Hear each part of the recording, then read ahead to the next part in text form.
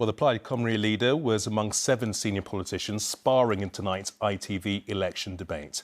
Angela Rayner was there representing Labour and found herself under fire from multiple angles. Her back and forth with the Tories' Penny Mordaunt dominated parts of the discussion as they clashed on immigration, a subject one attendee was all too happy to discuss. Nigel Farage started the evening in a buoyant mood after a poll suggested his party now led the Conservatives. 3 weeks tonight, they'll be counting the votes. Let's meet the 7 politicians vying for your votes. But which of them can count on your vote? The polls say there's a clear leader, though tonight no one got an easy ride. What we are going to do is we're going to have a growth strategy with an industrial strategy, with a skills strategy, which will enable us to grow the economy so that we can pay for our public services. We can't tax our way out of this. We've got the highest tax burden in 70 years. But that is exactly what you're going to do. Good. You have a black hole of 38.5 billion. Their manifesto I don't know how you could was talk published about today. black holes. Labour's manifesto was published today. 38.5 billion is the tax gap in their plans. Tell the other people on this platform why you believe tax is a good thing. This is the honesty that we need in this debate. We can't have a decent NHS, we can't have good schools unless we have a fair taxation system that brings the money in to pay for those services. Each party claimed to have a fix for the NHS. Our plan is to fix the front door with more GPs and dentists and to fix the back door by fixing social care. OK, quick response from Penny, then I want to bring in Carla Denyer. We have grown the number of healthcare professionals. And they're leaving. One in, one out. Time and again, Nigel Farage tried to draw the debate to migration. We are back to the subject that nobody wants to discuss. The exploding population means our schools, our class sizes are getting bigger.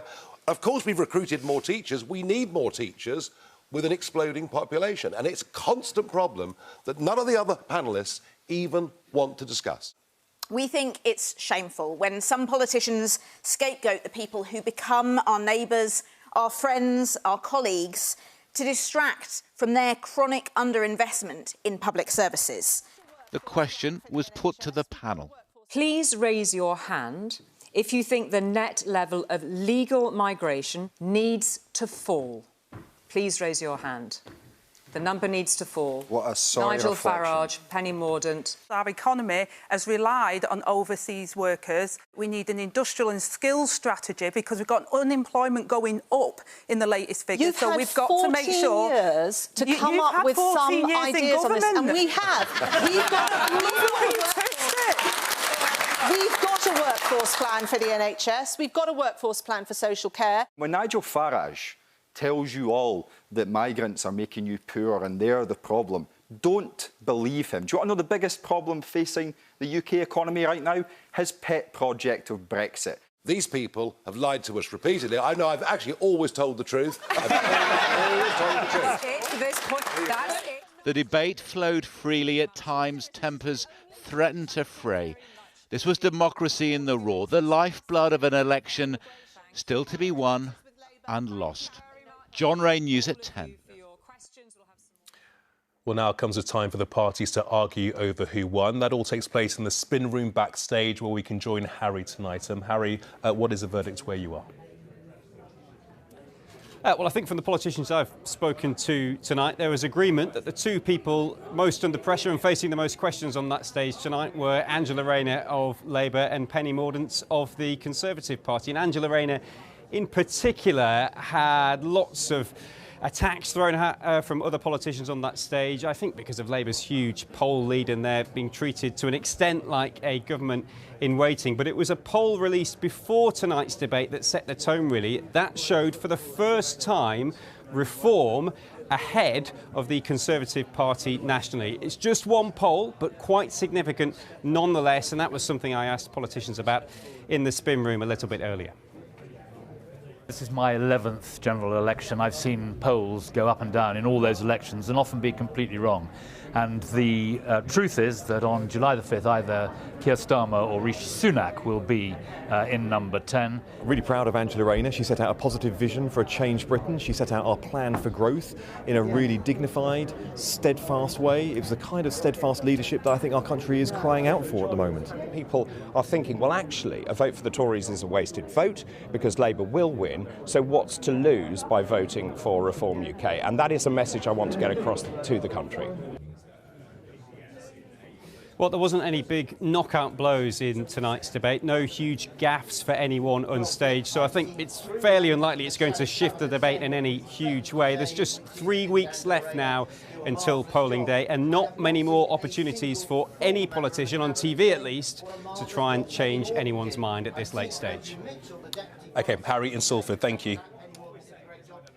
Well, Robert is here, having been at that launch of the Labour manifesto up in Manchester earlier. And Robert, where do today's events leave the Tory party?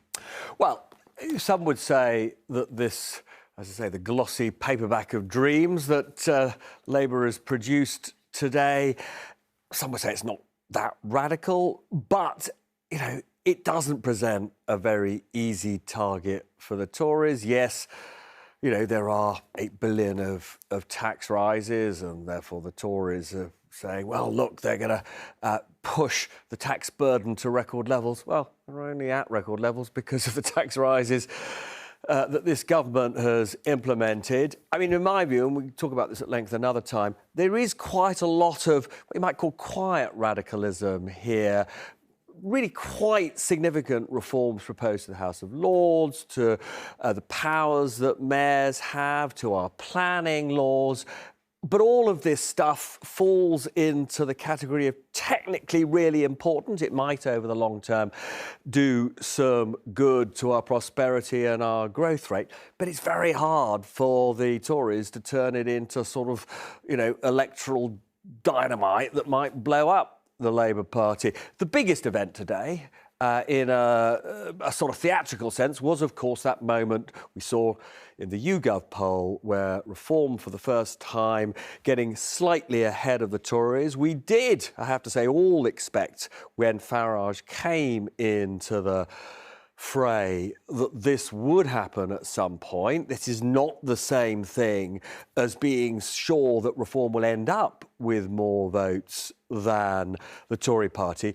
But I think one of the sort of underrated aspects of Reform's surge, quite apart from the fact that plainly Farage is one of those rare politicians who does connect with voters, is there is a sort of semi-quiet conspiracy among the parties not to attack Farage too much, because the reality is that pretty much every party, apart obviously from the Tories themselves, wants the Tory party to lose.